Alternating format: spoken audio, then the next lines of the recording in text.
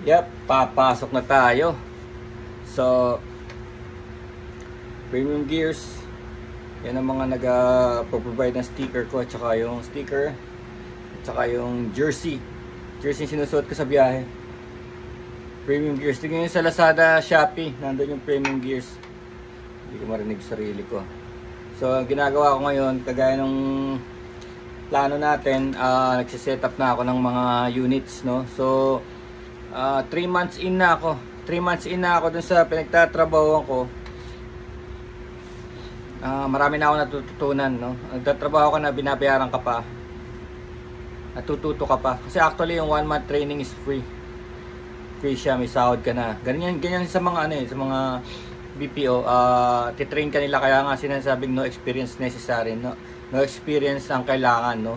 So ganito yan, titrain kayo kahit na high school graduate pa lang, no experience, o kaya lalo na yung mga college graduate, o kaya yung kahit 1 year man lang in college, malaking bagay yun, no. Syempre marunong mag-English, para malaman nyo kung kaya nyo mag-English, subukan nyo lang, ganitong sitwasyon, no, magsalita kayo ng 5 minutes na pinapaliwanag nyo yung nakikita nyo sa paligid nyo ngayon mismo, yung pakiramdam nyo, yung surroundings, ganun. English totally English, walang yung I like it, kasi it's better to be here. Hindi pwedeng ganun, hindi pwedeng may mga may mga ganun. Diretso talaga. I like to be here, the climate is good, the weather is fine, the food is good. Ganun ang English, dire-diretso. Mapapractice nyo yan kasi parang yan ang ko sa inyo, leap of faith, no? Ika nga, naalala nyo yung first time kayo mag-drive na wala nang kasamang nagtuturo, no? Dati kasama nyo yung papa nyo, no? Naalala kayo mag-drive sa malayo, tapos finally sabi ng papa mo, mag-isa ka na, bumiyahe ka na kasi hindi ka matututo kung di ka magdadrive mag-isa ng kotse, ganyan. Punta ka sa EDSA, ganun. So yung first time na yun ang leap of faith, no? Kailangan, darating ka talaga dun, Hindi naman habang buhay mayroong kasamang trainer, di ba? Sa pagdadrive, no? Ganon din dito sa Inglesan.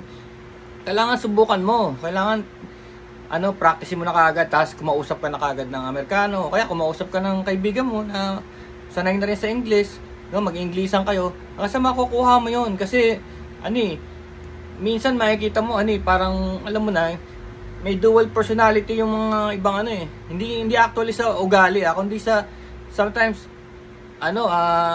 in real life, no, parang barubal magsalita, no, kenkoy. Pero pag nagko-calls na, napaka-professional. Ganun yung sinasabi ko, no.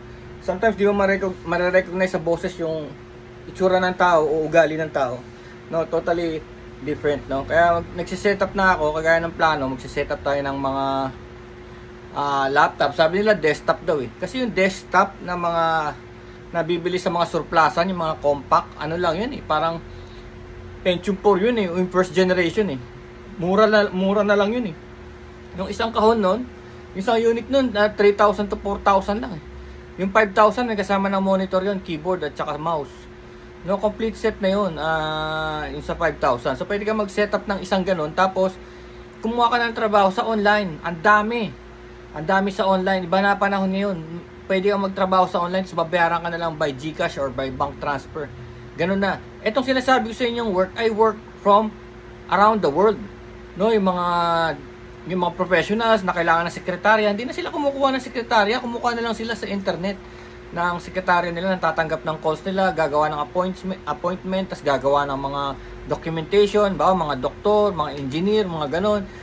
Do-document mo yung mga ginawa nila maghapon kasi requirement ng kliyente nila, at usually yung gagawin nila magbo-voice sila, di ba? Ibo-voice sila, sasabihin nila sa voice yung gagawin mo, tapos itatranscribe mo, ilalagay mo sa isang formal letter, no? So itatranscribe mo yung sinasabi niya. Ang dami ng software ngayon na AI na nakakapag-transcribe ng mga ganun, mga formal letters, no? So tapos yung mga survey, tas ang dami pa yung kagaya rin ng trabaho ng BPO, yung mga kagaya ng sa mga booking system, sa mga hotels, airlines, motels, restaurants, no, RSVP, mga ganon. Kasi iba pa yung mga feedback ng mga kumpanya, no, pwede mong tanggapin yun, lalo na pag small.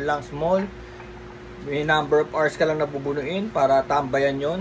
At napakadali lang. Kagaya niya, no? Ito binili ko wireless, pero hindi advisable kasi alam mo na, pag nawala ng battery, di ba, nasa middle ka ng call. So, Bluetooth to eh. So, ang ina-advise talaga yung Jabra. So, nakuha ko lang yun din doon yun. Usually, kakakontak ko sa mga kaibigan ko sa call center industries. Marami na rin eh. Mga kasama kong bikers, motorcycle riders, mga call center din sila eh. No? So, iba-ibang kumpanya. Common denominator, we use the Jabra. Yun ang uso ngayon, Jabra headset. Noise cancellation. Ang galing talaga ng Jabra din eh. Kasi ano yun Netherlands technology pero made in China na Netherlands. Kaya mura eh. So yung sa amin sabi 3,000 to 4,000 pesos. Ganun. Pero nakita ko sa Lazada meron silang sinesale na mga 2,000 lang yung Jabra. Ang maganda kasi sa Jabra meron siyang hold system. Meron siyang button dito na nasa wire niya. USB yun eh. May hold system. Tapos yung mute pala tawag ko, mute, tapos may red light, tapos yung volume nandito rin sa may control niya. Tapos habang pinipindot mo, maririnig mo tut, maririnig mo kung gaano kalakas kasi nag-a-adjust dun sa tut. So alam mo kung high ka, low, tapos pwede ka rin mag-end call doon, tapos ano pa ba yung maganda na? Noise cancellation. Grabe yun, sabi nila wag daw magdaldalan sa area, no? Kung saan may tumatawag. Ayun, kahit magsigawan yung mga kaibigan mo rito, walang problema. Hindi mo worry yun. Hindi niya naririnig. Obviously. Hindi nila naririnig. Kasi, paano ba instances? Tama. Nakikita ko, nag-uusap sila malakas. Wala. Hindi narinig. Ang lakas ng noise cancelling system niya, no? Yun nga lang, pagka talagang mahina internet mo, yun yung kasi yun eh. Ang tawag dito, VoIP, Voice over Internet Protocol, no? So yun na, hindi ka naman actually nakalinya sa mga carrier, no? Hindi ka nagbabayad ng overseas calls kundi via internet, no? Dati mahal yun, di ba? Naalala nyo nung 80s, di ba? Tatawag ka sa telepono na napakamahal. Maubos ang pera mo. Maubos ang sweldo mo talaga. Dahil kontrolado ng monopolya ng ibang kumpanya yun. Tapos wala pang technology na internet. Nung time nga na dumating yan, wala pang maniwala eh. Ha? Totoo ba yan? Pwede yan tumawag ng maghapon magdamag, walang bayad, no? Tapos lumabas na nga yun sa Messenger, Yahoo, diba? Tapos Facebook, dati imposible yan, pero ngayon nandiyan na lahat, no? So yung palang gustong pumasok dun sa call center industry, pwede ko kayong samahan, tsaka pwede ko kayong testingin, no? Samahan ko kayo doon kasi meron kami referral eh. Kaya samahan ko kayo. Pagka nakapasok kayo, naka-isang buwan na kayo, kikita na ako. Parang magkakaroon na ako ng 5K, ganun. Pagka na-i-repair ko kayo. Pero syempre, gigauge ko muna kayo. Tsaka dapat dito lang sa area ng Marikina, Antipolo, no? Kasi importante rin yun, lalo na pag beginner ka pa lang. Wala kang pera, no? Pang first month. Syempre, first month, papasok ka. Kailangan ng pamasahe, no? Kasi syempre, i-arrange mo sa inyo. Kung talagang papayagan ka sa inyo na mawala ka ng madaling araw. Kasi ang pasok, madaling araw eh. Ang pasok, alas 10. Alas 10 ng gabi hanggang alas 7 ng umaga. Sometimes nag-a-adjust pa yun. Sometimes papasok pa kami ng 8 ng gabi, 9 ng gabi. Tapos minsan hanggang alas 12 kinabukasan ng mga overtime. So may ganon. So ewan ko kung pwede yun sa mga bata. Pero may mga kasama akong mga bagets, no? Pero ibig kong sabihin na bagets, legal age na. 18, 19, 20, ganon. Hindi actually yung below legal age. Wala, bawal yun dun. So kailangan talaga legal age. Kasi tatrabaho na siya. So may SSS, may PhilHealth, may Pag-ibig, no? May mga taxation na. Tapos marami ako doon. Naobserbahan ko rin sila na matitibay, no? Lagi ko nga pinupuri dahil sabi ko, parang dami nyo na pinagdaanan sa buhay para tumanggap ng ganito. Kasi, talagang may mga galit eh. Talagang merong bubungad na entitled talaga. Alam mo, entitled na kala mo eh, ako dapat ang pakinggan mo. Ako dapat ang masunod. Sasabihin ng mga kausap namin, no, na foreigner. Alam mo na yon, yung mga tinatawag nilang Karen. Daming ganun. Yung mga 30s, 40s, gano'n, mga Karen. Talagang hindi sila susunod eh. Tatawag sila sa amin pero sila masusunod eh. Siyempre susundin natin yung nakalagay dun sa records nila, no? kung nagbayad ba talaga sila o hindi, kung late ba talaga o hindi, o kung pwede ba talaga yung pinagagawa nilang set up yung mga ganyan-ganyan. Kung hindi, alam namin eh. Pero maaaring may error din yung machine, no? O kaya may delay. Pero hindi namin pwedeng itulak yon dahil sa hunch lang. You know, pwedeng sabihin, ganun ba? Palagay mo ba? Ganyan? Palagay mo ba nagbayad ka na? Nandiyan na siguro yon, ganun. So, i-approve na natin to, ganun. Dahil palagay natin, nasa malapit na yung bayad mo. Hindi naman pwedeng ganun eh. Kailangan dumating muna yung bayad. Makita natin na nandun yung bayad. Kung hindi, baliwala, di ba? Baliwala yung computer, baliwala yung system, yung organization, baliwala. Kasi meron ng paper trail and, no? So, yun, doon napapaaway kami. Dahil talagang, hindi ka talaga titigilan. Iniisip nila dahil customer support ka, ikaw ang solusyon sa lahat at kailangan, parang alam mo yung master and slave. Parang siya yung master, ako yung slave dahil kumukuha siya ng policy, no? O, di ba? Meron din tayo feeling na gano'n minsan, no? Sometimes, no? Makukuha tayo ng internet o kaya ng telepono. Pag nawala ng connection, talagang galit na galit tayo, no? Sinisingil niya ako, tapos wala naman, gano'n. Panahon, may time na gano'n eh. Yung isang pinakamalaking kumpanya, di ba? Nagka-problema sila, grabe yun.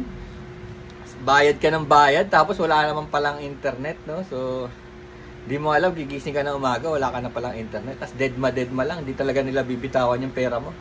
Tapos pag paniningil, tuloy-tuloy pa rin, no? Talagang patigasan, patibayan, no? So, yun ang mga nangyayari kayo. May kwento pala ako sa inyo. Yung kwento ko maganda. Kasi, di ba sabi ko, 3 months in na nga ako, 3 months in. Marami na akong tutunan eh. So, no, yung pala mga website ng mga, ng mga trabaho gagawa tayo ng bagong vlog tungkol doon, yung mga website. Kagaya ng upwork.com. Marami pa sila eh. Siguro mga 20 sila na pwede mong pasukin, tapos mag-login ka, tapos, no, magkakaroon ka ng work sa online worldwide, no? So, yun, ibang vlog yun. Tsaka meron pa tayong iba yung translation, no? Translation ng languages. Kahit na hindi ka mag-aaral, mag-aaral tayo, no? Spanish translation, German, o Japanese, Chinese, gano'n. Gagawa tayo ng mga vlog na gano'n. Kasi importante rin, eh. Sometimes nakakatanggap ako ng gano'n, eh. Pero kailangan pa ng translation. Pero basic lang naman ang pinag-uusapan namin. Parang sabi ko, parang kaya to, At tanungin mo lang naman yung problema niya. Basic lang naman yung mga alamin mo. Hindi mo kayo magkikwentuhan, di ba? So, sabi ko, parang kaya naman to. So, pag-aralan din natin yun. No? So, ito pala, kasi dito kasi sa, dito sa hinahawakan ng mga BPO sa Pilipinas, yan? Foreigner yan, foreign country, either London, ganyan, kung ano-ano, sa Amerika, So, susundin natin yung oras doon, tsaka yung mga holidays doon. So, and of course, kahit nasabihin na natin Christmas or New Year, yung marami nagsiselebrate niyan, may tao pa rin doon sa amin. Pero ito, this time, pagka ganun mga holidays, let's say Christmas or New Year, or mga Rizal Day, ganyan, mga holiday natin dito. Tawag dito, kahit na hundreds kami, kahit nasabihin na natin 500 kami, o 400 kami, oras na nag-holiday, konti lang kinukuha. Ang pag-holiday, nagmaman lang ng mga stations, 20. Lahat na yun, Sa 20 na yun, lahat na yun. So, yung nagmaman ng station. So, nung Christmas, New Year, nagpaalam ako dun sa namin. Kasi parang boss namin sa mga nag-a-adjust ng mga times, no?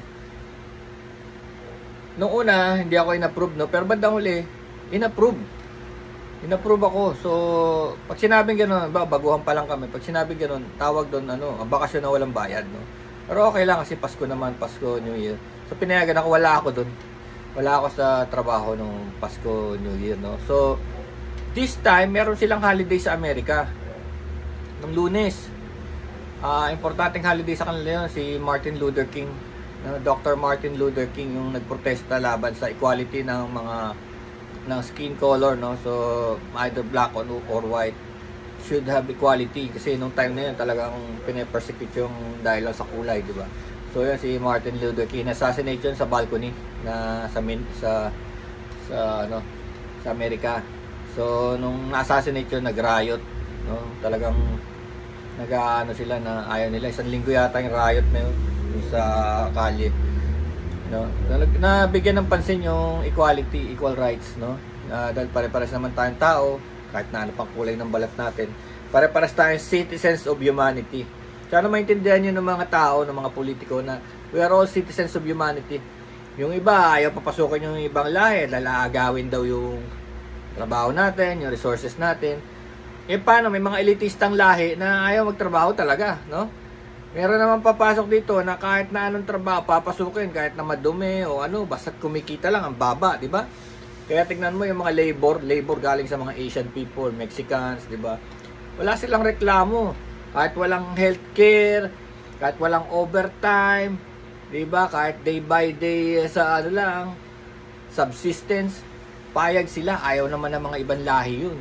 Gusto nila parang elitista sila, parang binigay mo na lahat ano, hastang amo pa, di ba? So yun ang kakaiba natin kasi third world nga. No? So ang ginawa ko, pumasok ako. Pasok ako diyan. Nagpalista ako. Lumalabas, nagpalista kami. Tatlo lang kami. Tapos pumasok ako sa plaza, sa opisina, walang tao. Yung sinasabi ko sa inyo yung hundreds, wala. Pagpasok ko, mag-isa lang ako, may kumaway sa akin doon, isang parang team leader namin. Sa malayo, dalawa pa lang kami, tapos tinignan ko, 3, 4. Tapos sabi nung leader namin, 17 lang daw kami. On all departments yun ha.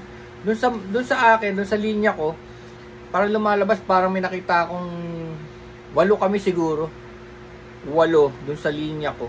Against hundreds on an ordinary day. Expecting na walang tatawag kasi holiday. Pero syempre, yung iba nagsasamantala, alam nilang holiday, tatawag sila dahil alam nila walang queuing, no? Walang masyado nag-a-avail ng mga customer services, no? So hindi lahat. So may tumatawag. So syempre, dikit-dikit yun. Dikit-dikit. Dahil kahit sabihin mong konti lang sila, konti lang din kami. Iba, imbis na hundreds, 8 lang kami, di ba? Imbis na hundreds kami. So, bugbugan. Tak. Sige, tanggap ko. May kasama ko yung dalawang youngsters. Compared to me, youngsters sila, pero mga 20s na rin yan. So, yun. 3 kami. Sinamahan ako ng dalawang, tawag ko warrior Kasi hindi sila natatakot. Alam mo kung bakit? Napansin ko dyan, sa 3 months ko ang daming takot. Takot makipag-usap, takot to make a call, takot na ma-QA quality, takot na magkaroon ng technical, yung error. Takot sila. They're takot na umiiwas sa calls, parang may trauma. Parang actually may trauma na Kasi pag tinignan mo yung records, makikita mo talaga na hindi sila masyadong nagla-login, hindi sila masyadong nagtitake ng call. May records nare-record Dahil everything is recorded dun sa mga ganyan So nare-record, makikita mo at the end of the week, makikita mo kung sino yung konti ang tawag, kung sino maraming tawag, kung sino yung konti ang oras, yung maraming oras. Makikita mo kung yung takot sa hindi takot, no? So may takot na. Yun ang problema ng quality, yung may nagbabantay sa'yo. Kasi naka-record lahat. Pa-record audio, naka-record yung computer. Na may nagbabantay, may nag-check. So, takot sila sa mga ganong records. Kaya nangyayari na yung naiibsan yung Kaya tawag ko sa mga sumasabak sa ganito warrior. Konti lang kami. Sabi ko, patay ako rito. Sabi ko. Pero ganun talaga. Patakboy mo yung oras. Yun na reason ko na patakboy mo yung oras. Tayo mo. Tuloy-tuloy ang ikot ng mundo. Hindi mo mapipigilan. Kaya yung takot mo, baliwala yan. Tapusin mo yung araw. Tingnan mo kung anong mangyayari. Ako naman, na-experience ako. May takot pa rin, di ba? Pero may takot ako kasi sisigawan ka ng gusto. Hindi ka naman makasagot Doon ako nabibisit Pero alam ko naman, hindi naman nila kasalanan yun. Napopostrate sila sa kumpanya, hindi sa akin. Kaya lang, minsan, ang kukulit. Diyos ko, ang kukulit talaga nila. Talagang gusto nila sila masusunod. Pagka hindi nila nakakuha yung gusto nila, tatawag uli yun. Yung iba naman nung babardag uli nila. Ibang agent naman, makikita mo, lilipat lang doon. Kasi minsan, yung tawag dito, napunta sa akin Alam mo yun, tapos na siya. Tapos na siyang binwisit, ako naman ang binibwisit. Makikita mo may mga records May mga iniiwan kami mga notes dun sa bawat interaction ba. Ayaw ka talaga bitawan hanggat din nila nakukuha yung gusto nila. Tapos sinasabi pa nila, mali ka, mali yung system nyo, ako ang tama. Kasi may kausap siyang ibang tao na naman. Nagtulong-tulong na yung dalawang Karen, no? Alam mo yun? Dalawang Karen nagtulong na. Para pagtulungan ka, sabihin na mali kayo, mali yung system. Sabi ko, may online to. Sabi ko, may online to. Pwede mo ring tignan yung tinitignan ko eh. Meron kayong access eh. Meron kaming website. Sabi ko, nandyan sa website yung hinahanap ko. Pag di mo nakita dyan, di wala rin dito. Bakit naman magkakaroon dito kung wala dyan? Napipikon sila. Sabi ko, logic lang naman yun, di ba? Di ba, nakikita ko dito sa record, naghahanap ka sa internet, sa website. Nakikita ko eh. Nakalagin siya. O, di mo nakita. Paano mo naman tatawag ka dito, sabihin mo makikita ko? Diba? Yung logic ba? Tapos tatawag siya ng isa pang Karen galing sa ibang kumpanya. Dapat nandyan yan kasi pumayag na nga kami. Sabi ko, kung pumayag kayo, di kontakin nyo kami para mailagay namin sa records namin na pumayag kayo. Na ilagay dito. Diba? Logic, diba? Tawag kayo sa kumpanya namin. Lagay nyo para malagay namin dito na pwede kayo. Kung hindi magkakaproblema tayo sa singilan ba? Diba? Sabihin niya pumayag ako oh. Paano namin babayaran niya? Wala naman kayo dito sa record namin. O paano namin babayaran yung servisyo nyo? Wala kayo. Tumawag muna kayo, tapos palagay nyo dito. Ayaw nila ng ganun. Alam mo yung mga Karen? Yung mga Karen, mga entitled talaga. Grabe. Sabi niya, pumayag na nga Pumayag na nga kami. Aprobahan mo na yan. Ganon? Hindi pwede. Mayayari ako niyan. Diba? Doon mga nakakainis na ganon, no? Pero yun lang, ang tingin ko kasi sa ganitong trabaho, pag may tawag ka, alam mo yung baraha, yung Lucky 9, di ba naglalaro ka ng Lucky 9, Blackjack, no? Yung pinipintahan mo, yung pag-oras na pagtawag mo na ganyan tut, inaalam mo na kagad ano kaya to? Madali, mahirap. Pero sa boses pa lang, minsan ang pinta niya sa boses pa lang, hello! Ay, ang cute, sige, ayos. Pero hello? Oh, me? Fuck! Ganun yan. Fuck, what's this, huh? Yung sabi mo, beg your pardon, I cannot hear you, ganyan na. Fuck, what is this? Yung minsan yung yung speakerphone, di ba? Speakerphone lang nila, maglalakad-lakad sila sa bahay nila. Tapos magbibigay ng mga detalye. Hey, I want to check my like this, my like that. I want to take this medication. Tapos, can't you hear me? Gaganon pa. Di ba? Wish ka talaga. Simula pa lang, yun ang unang pinta. Alam mo na kagad may mangyayari.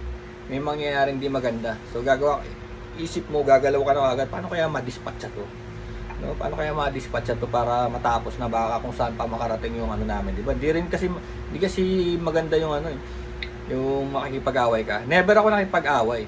Kaya lang sumasagot ako with logic. Mas ayaw nila pag sumasagot ka ng with logic, no? Yung iba kasi sabihin niya, why so many questions? This is me.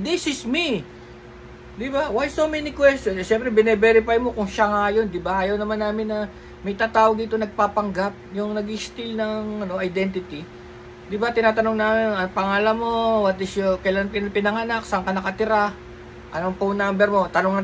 Why so many questions? Gaganon. Do it now! Gaganon pa yan. Napaka-entitled, no? Sometimes mga Chinese yun, no?